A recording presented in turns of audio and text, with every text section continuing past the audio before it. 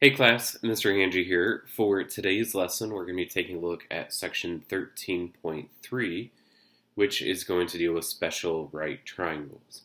Now, for today's lesson, we have two learning goals.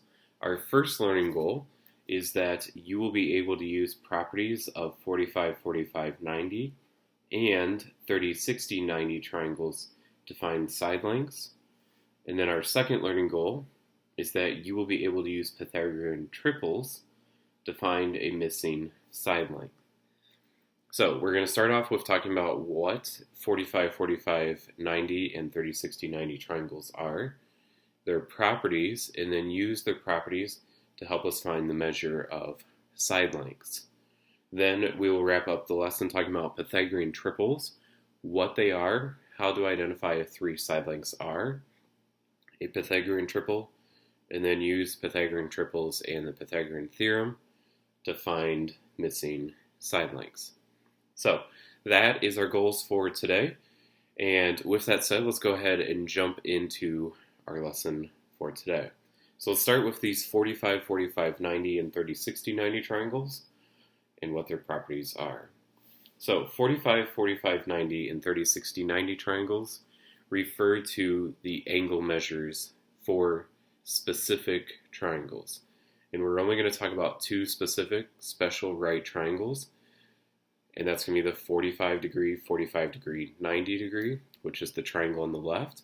And then the 30 degree, 60 degree, 90 degree triangle, which is on the right. Now, if you look at the pictures, the diagrams here, these are extremely helpful and extremely important for today's lesson as we go through the notes and as you do your homework and for the quiz. This is something that is very important, very helpful to have. Both of these pictures are really going to guide you and help you for each problem. You are not expected to memorize these. These both will be provided for you to help you answer those questions, whether on the homework or on a quiz. So 45, 45, 90, 30, 60, 90, they have a special property in every case, no matter the measure of a particular side length. We see the same properties for all three sides for every single case in a 45, 45, 90 and a 30, 60, 90 triangle. And that is this, that in a 45, 45, 90 triangle, the hypotenuse is the square root of 2 times as long as each leg. So if we look at the triangle on the left, the 45, 45, 90, we see that two of the legs are x, and that the hypotenuse is x times the square root of 2, which goes to the fact that the hypotenuse is the square root of 2 times as long as each leg. So if each leg is the measure x, then the hypotenuse is x times the square root of 2. So if we happen to know the measure of the legs, then to figure out the measure of the hypotenuse, it's just the measure of the leg times the square root of 2. And then we'll talk about how, if we know the hypotenuse, how we can figure out one of the legs. Now, quick thing to note before we talk about 30, 60, 90 is that because it's 45, 45, because these two had the same measure, it's an isosceles triangle. So that means both of the legs have the same measure. Hence the reason they both have x, excuse me, as the measure for both of the legs. So 45, 45, 90, both legs are x, and then the hypotenuse is x times the square root of 2. Now, in a 30, 60, 90 triangle, the hypotenuse is twice as long as the shortest leg, and the longer leg is the square root of 3 times as long as the shorter leg. So 30, 60, 90 triangle. Okay, the shortest leg, the smallest side length, is considered x. The hypotenuse is twice the length of the shorter leg, so it's 2x. And then the longest leg is x times the square root of 3. So the smallest leg is considered x, the hypotenuse is 2x, and the longer leg is considered x times the square root of 3. Again, you are not expected to remember all three side lengths for each of these triangles, what they're considered as. More so know that this is the property of the 45, 45, 90, in the 30, 60, 90 triangle. And in example 1, we're going to talk about how you can use these diagrams to help you solve different problems for today. So, with that said, we're going to move on into example 1. And I'm going to move it up, but also leave those diagrams available for us to see for parts A and B. So, example 1 asks us to find the unknown side lengths. And every single problem we're going to see today, they're going to tell you whether it's a 45, 45, 90 or a 30, 60, 90 triangle. And then they're going to tell you the measure of one side length. So what we have to do is use that one side length to figure out what x equals, because as you see, x is involved in all three side lengths for both triangles. So once we know what x equals, then we can find the measure of the two missing side lengths. So with that said, let's take a look at A. So for A, we have a 45, 45, 90 triangle.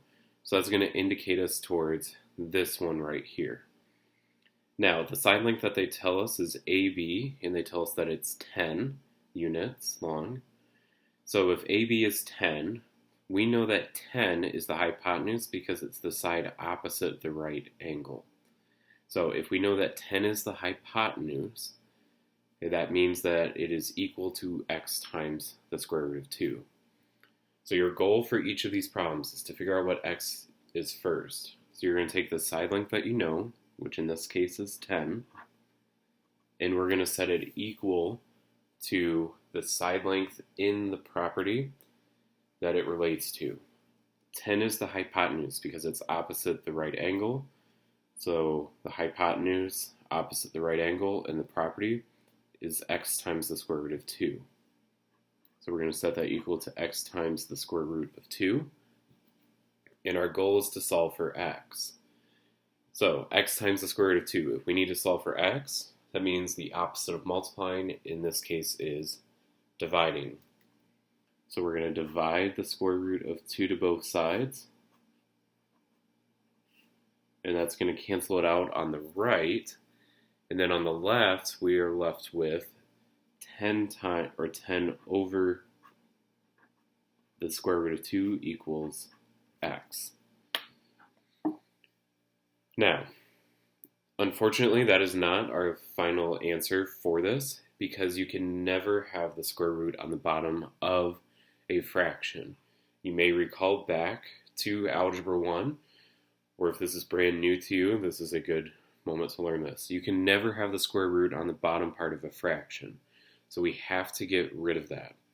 To get rid of a square root on the bottom part of a fraction, we're going to multiply this 10 over the square root of 2 by the square root of 2 over square root of 2. That equates to 1. So if we multiply the square root of 2 over the square root of 2 to 10 over the square root of 2, this becomes 10 times the square root of 2 over, and then on the bottom, if we were to do, just to show you, the square root of 2 times by the square root of 2, we would end up with 2. Essentially, the square roots cancel out. What happens is 2 times 2 is 4. If we take the square root of 4, we get 2. So this becomes 10 times the square root of 2 over 2, and that equals x. Now, real quick, before we call this our final answer, if we look at 10 over 2, can we simplify 10 over 2? Can we do 10 divided by 2? We can divide 10 by 2, and that's going to give us 5. So this ends up being 5 times the square root of 2 for the value of x. So 5 times the square root of 2 is what x equals. So now we're going to use that to help us figure out what AC and BC's measure are. So now that we know what x equals, if we look at the 45, 45, 90 triangle, we know that the hypotenuse, we already know its measure is 10, so we have to figure out the other two side lengths, and they're both x and x. Well, we know what x equals, and that's 5 times the square root of 2. So that means that AC is 5 times the square root of 2, and that BC is going to be 5 times the square root of 2 as well. And we know that because based off 45, 45, 90 triangle, both the legs are x, and we know the hypotenuse is x times the square root of 2. Well, we know the hypotenuse is 10, so that's this x times the square root of 2 part. So that means that AC and BC are x, and then we found x to be 5 times the square root of 2, so they're both 5 times the square root of 2. And that is our answer for example 1. Alright, so that is how you do part A, and that is going to be how you go through and do all of these ones. Now, I want to give us a few more examples to reference because they are extremely helpful to know and to look at.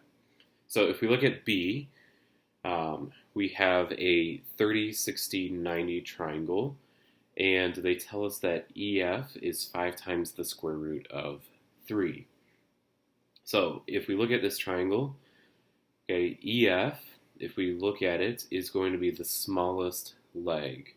So if we look at the smallest leg here, this is considered x,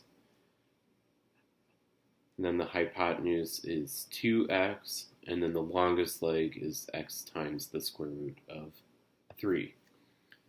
So again, what I would suggest we do is we take the leg that we know, in this case 5 times the square root of 3, and we're going to set it equal to the property of the leg in this one. So it's the smallest leg.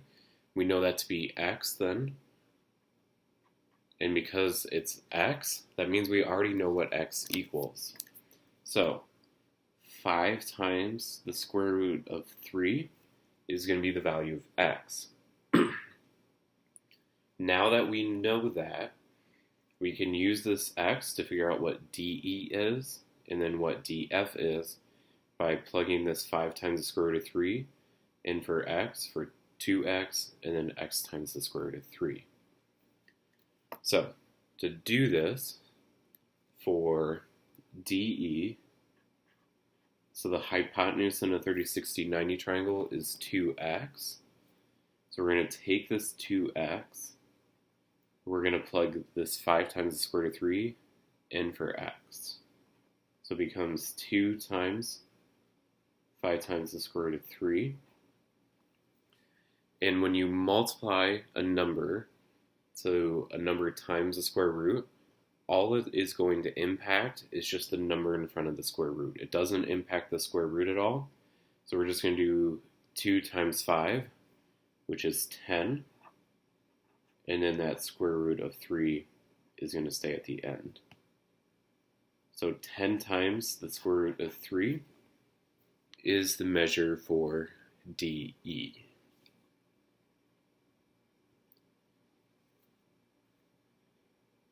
Alright, next we need to figure out the measure of DF. So DF is x times the square root of 3. So we're going to plug in 5 times the square root of 3 in for x. So this becomes 5 times the square root of 3 times the square root of 3. Now what happens here is if we do square root of 3 times the square root of 3, whenever you multiply two square roots of a number to each other, those square roots cancel out and you just get that number. Like we saw with the 2's here.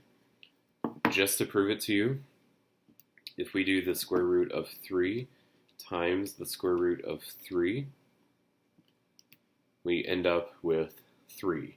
So essentially the square roots go away and you just get that number inside. Again, what is happening here is two things. Is this goes back to Algebra 1 properties. but the square roots would just encompass each other. So this does become the square root of 3 times 3, which gives us 3, or the square root of 9, which is 3.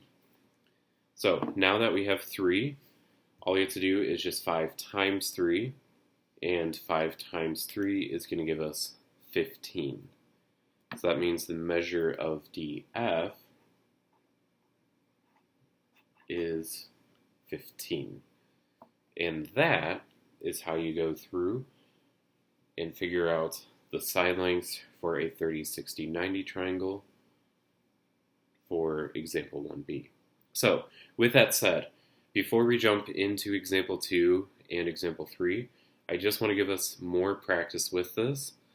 That way we have more to reference. So if we look at parts C and D, okay, we're going to be asked to do the same thing. Find the measure and missing side lengths of the 45, 45, 90, and then 30, 60, 90 triangles.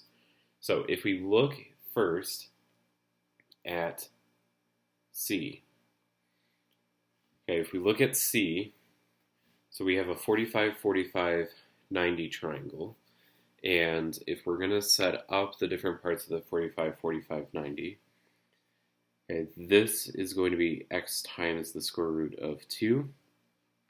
This is x, and this is x as well. Now, the side length that we know is PR, and that is 2 times the square root of 6.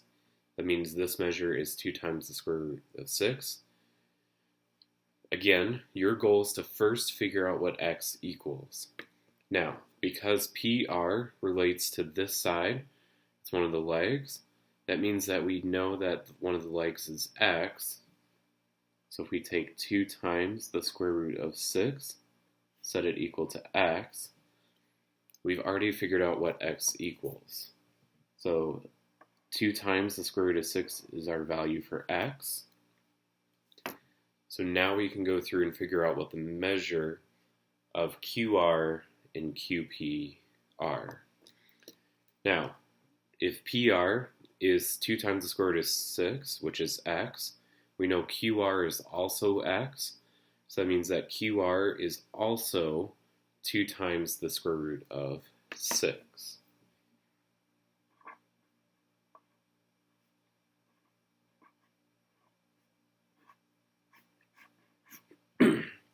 So if you are dealing with a 45, 45, 90 triangle, and they give you the measure of one of the legs, you instantly know the measure of the other leg is the same thing, because isosceles triangle, the 2 legs are the same measure. Now, we need to figure out what the hypotenuse of this triangle is, and we know that that is x times the square root of 2. So we're going to figure out what QP is. We know that it's x times the square root of 2. And we know that x is 2 times the square root of 6. So that equals 2 times the square root of 6 times the square root of 2. So what happens in this case is that we get 2 times, and then these square roots are just going to become 1 square root, and it becomes 6 times 2. If we do 6 times 2, we end up with 12. So this becomes 2 times the square root of 12. And before we call it a day on that being our answer for the length of QP, we can simplify the square root. That's because I can break 12 into 4 times 3, and we can take the square root of 4. Square root of 4 is going to give us 2, so 2 times 2 is 4, giving us 4 times the square root of 3 as the length of QP.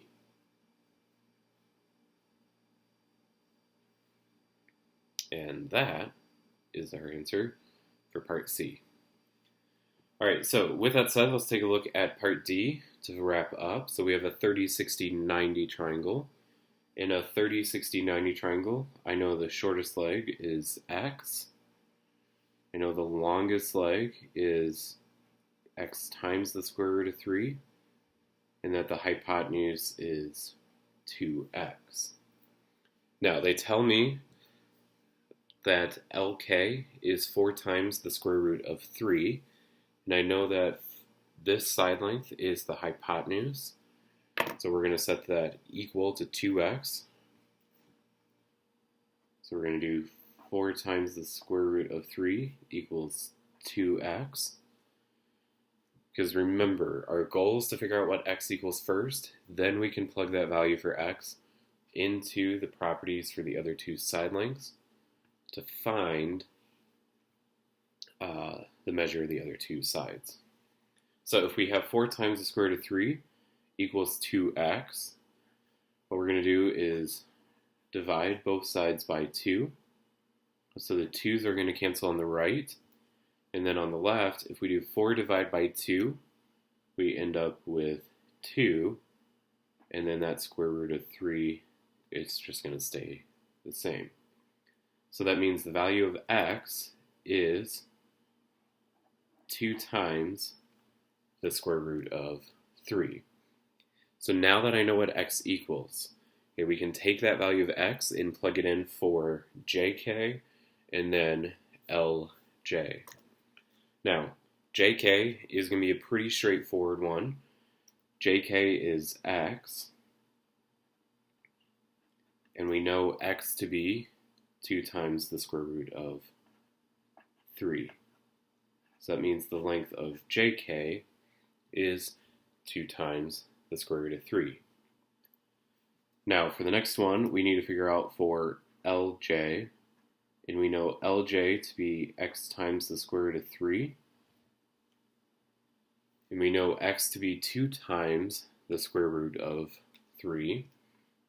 So we're going to take 2 times the square root of 3, and we're going to multiply that by the square root of 3.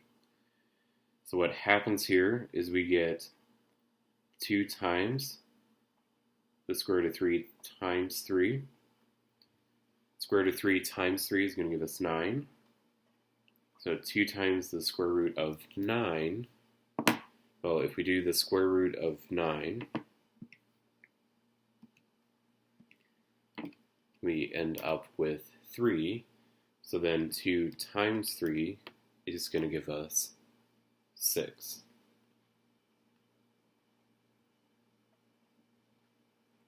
So the length of LJ is going to be 6.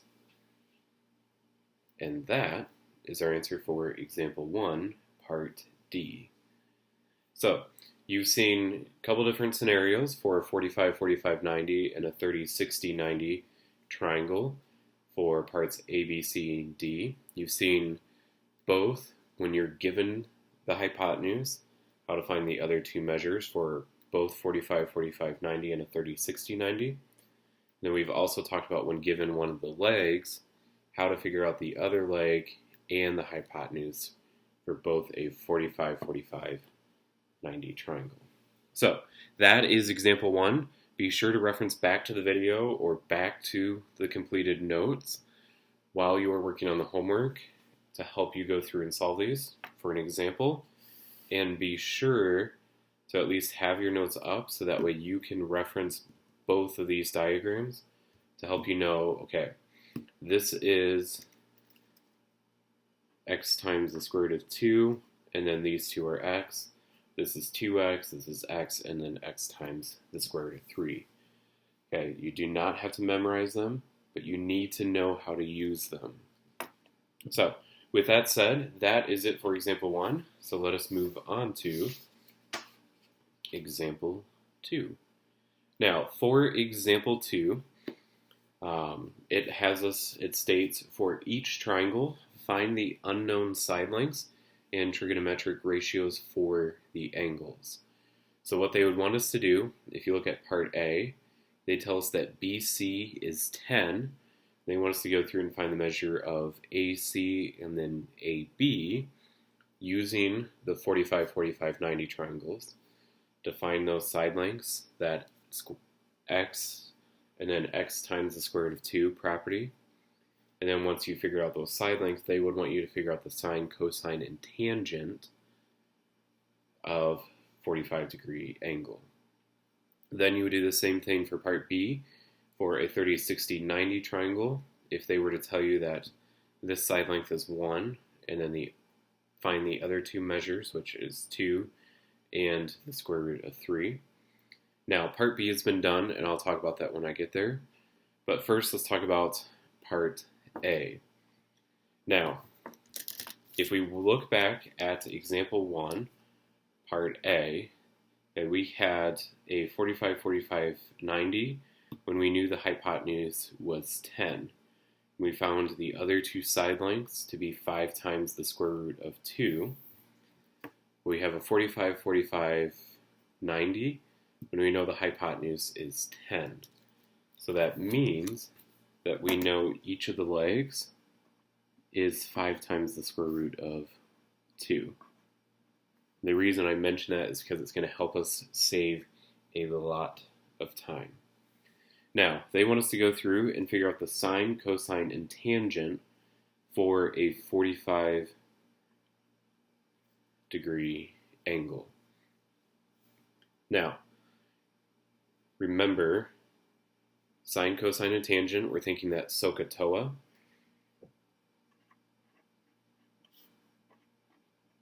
Where sine is opposite over hypotenuse, cosine is adjacent over hypotenuse, and tangent is opposite over adjacent.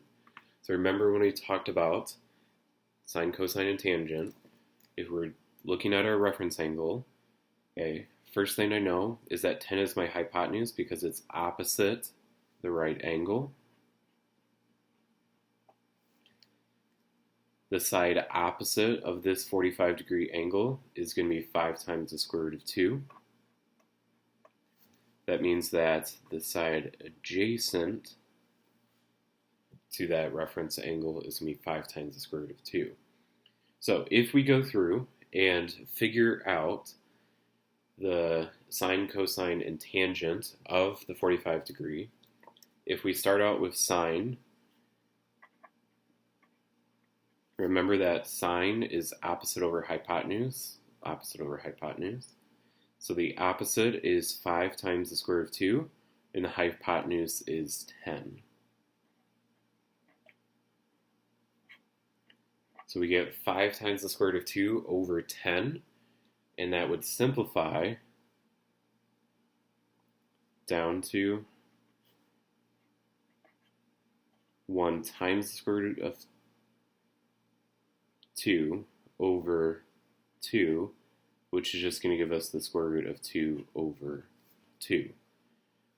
So that means the sine of 45 is the square root of 2 over 2.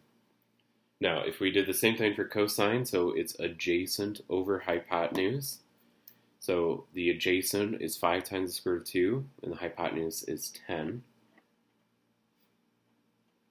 So we have 5 times the square root of 2 over 10. Same thing as the sine, so that's just going to end up being the square root of 2 over 10.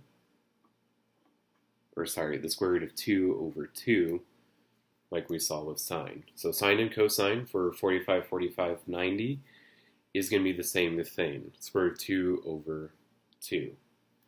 And then if we look at tangent, for the tangent ratio, we have opposite over adjacent. The opposite is 5 times the square root of 2, and the adjacent is 5 times the square root of 2. Now, I know you may be sitting there going, great, we have a square root on the bottom. Nice thing about this, because these are both the same, they cancel out, leaving us with 1. So, understand this. For any 45, 45, 90 triangle, whether the hypotenuse is 10, 20, 30, 57, okay, no matter the measure of what these side lengths actually end up being, whenever you have a 45, 45, 90 triangle, the sine of 45 is the square root of 2 over 2. The cosine of 45 is always the square root of 2 over 2. And the tangent is always going to be 1. Okay? Case in point, if I were to go through and do the tangent of 45 in my calculator, we end up with 1. If I did the sine of 45, so we get this 0.707. If I were to do the square root of 2 divided by 2, we get the same thing. So, those are decimal values. These are always the exact values for a 45-degree angle. Now, you may be wondering, what in the world is this coming into play for? It's not something we're going to use too much in geometry, but it's something that's going to come into play when you get to Algebra 2 and you talk about the unit circle. And that's going to pop up whether college math or pre-calc or calc. When you talk about the unit circle, okay, 45 is square root of 2 over 2, square root of 2 over 2, and 1. And then when we look at 30, 60, 90 triangles, okay, the exact value for 30 degrees for the sine 30 is 1/2. Cosine 30 is the square root of 3 over 2. And tangent 30 is going to be the square root of 3 over 3. And then for 60 degrees, the exact value for sine 60 is square root of 3 over 2. Cosine 60 is 1/2. And tangent 60 is the square root of 3. So those are the exact values.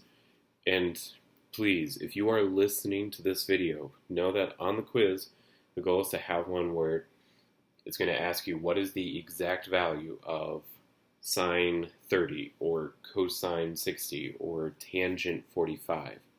Whatever it may be, you need to come back to either this video or you need to go back and look at the completed notes while you are doing the quiz, because right now I'm not asking you to memorize these.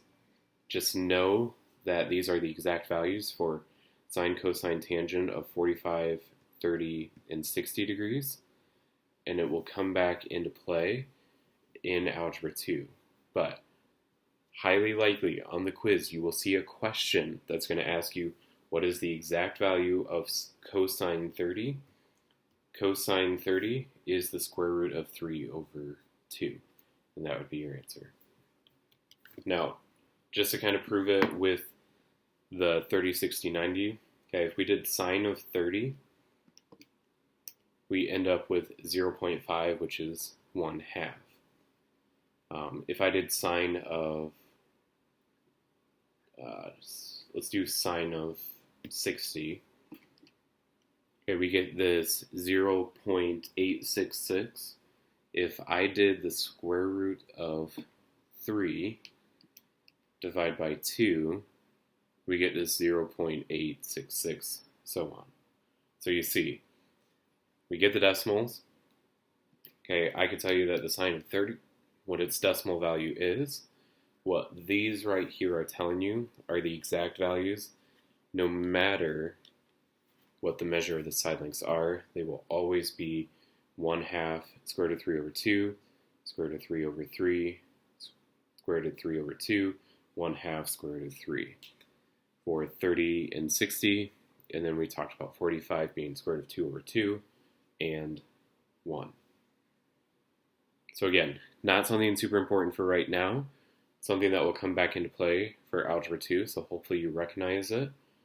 And again, be sure to reference back to either the video or the completed notes for one of those quiz questions that might be asking you what is the exact value of sine 30 or cosine 30 or whatever it may be. So with that said, let's wrap up our notes today with talking about Pythagorean triples and then example 3. So Pythagorean triples, A Pythagorean triple is a set of positive integers a, b, and c that satisfy the equation, the Pythagorean theorem, a squared plus b squared equals c squared. What that means is that a, b, and c are measure of side lengths, and when we're talking about positive integers, that means we're talking whole numbers. A Pythagorean triple is a set of three side lengths that satisfy the Pythagorean theorem, that we can do a squared plus b squared equals c squared, and they're all whole numbers, positive whole numbers, with no decimals. Okay, so some examples is 3, 4, and 5, and then we have 5, 12, and 13, then 7, 24, and 25, and then 8, 15, and 17. What a Pythagorean triple means.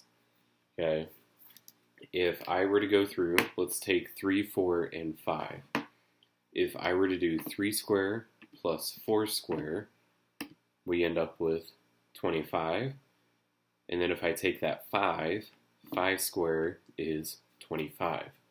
So if I take the smaller two and I square them, add them together, it will equal the third number squared. So if we take another one, let's say this 7, 24, 25. If I do 7 square plus 24 square, okay, we get this 625. If I do 25 square, we get 625. So Pythagorean triple is that all three numbers completely satisfy the Pythagorean theorem, and they're all whole numbers, meaning no decimals. Now, for example 3a, it talks about use the Pythagorean triples to find the side length. So they give us two of the legs, 18 and 24, and they want us to figure out what PR is. Now, you could look up Pythagorean triples, find one that matches that has 18 and 24 in it. For this, though, you would use the Pythagorean theorem, would be the easier way to do it. But before we do part A, I want to talk about part B. Part B is asking if the following are Pythagorean triples. So we're going to run through and see if 6, 8, 10, 50, 50, 200, and 15, 20, 25 are Pythagorean triples. So we're going to run through those real quick, and then we'll come back to part A. So if we look at B, so we have 6, 8, 10. So if we do 6 to the power of 2, I'm going to walk through this one a little more detailed than I will on the other two. So if we do 6 to the power of 2, we get 36. And if we do 8 to the power of 2, we get 64. And we're going to set that equal to 10 to the power of 2, which is 100. So if we do 36 plus 64, we end up with 100, and 100 does equal 100. So my answer for this one for a 6, 8, 10 is yes. It is a Pythagorean triple. So take each of the numbers, square them. You're going to add the smallest two and set it equal to the largest. Okay, so if we were to take the 50, 50, 200, if I do 50 to the power of 2, we end up with 2,500. And that's going to be the case for both of them. Because those are the two smaller numbers, we add them together, and we're going to set it equal to the larger number squared, which is going to be 40,000. So if we go through and do 2,500 plus 2,500, we end up with 5,000. So does 5,000 equal 40,000? No, it does not. So that means that a 50, 50, 200 is not a Pythagorean triple. So again, when you go through and solve these, and if you are ever asked whether the set of numbers is a Pythagorean triple, okay, what you need to do is take the two smaller numbers, square them, add them together, and see if it is the same measure as the larger number squared. So, if we look at 15, 20, 25, we're going to take the two smaller numbers, which is 15 and 20. If I do 15 squared plus 20 squared, 15 and 20 are my two smallest numbers right here. So that is going to give me 625.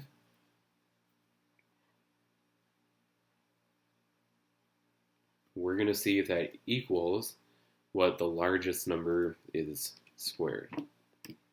And that is 625. 625 does equal 625. So that means that a 15, 20, 25 is also a Pythagorean triple. Now, there's an infinite number of Pythagorean triples out there.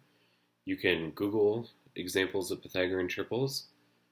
They're just out there, endless amount of them.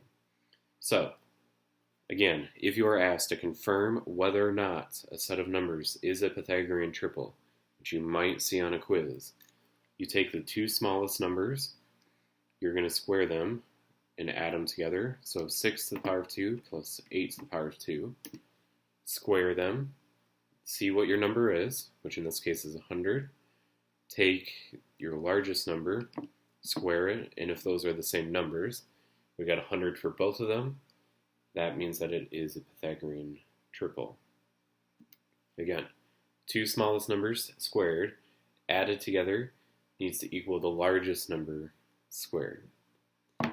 Now, if we want to figure out for A what the measure of PR is here, using Pythagorean triples or the Pythagorean theorem, okay, these are the two smaller ones. This is the hypotenuse. So it's 18 squared plus 24 squared equals, we'll call it PR squared. So if we did 18 squared plus 24 squared, so 18 squared plus 24 squared is going to give us 900.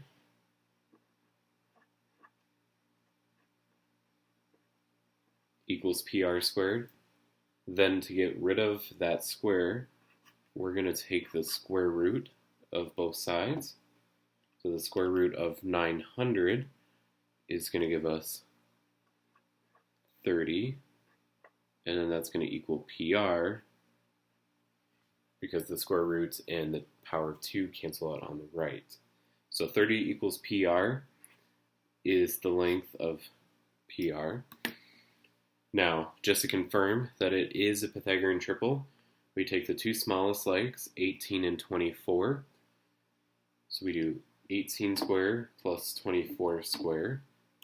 That gives us 900. And then we take the longer side, which is 30, to the power of 2. That gives us 900. So 18, 24, and 30 is another Pythagorean triple.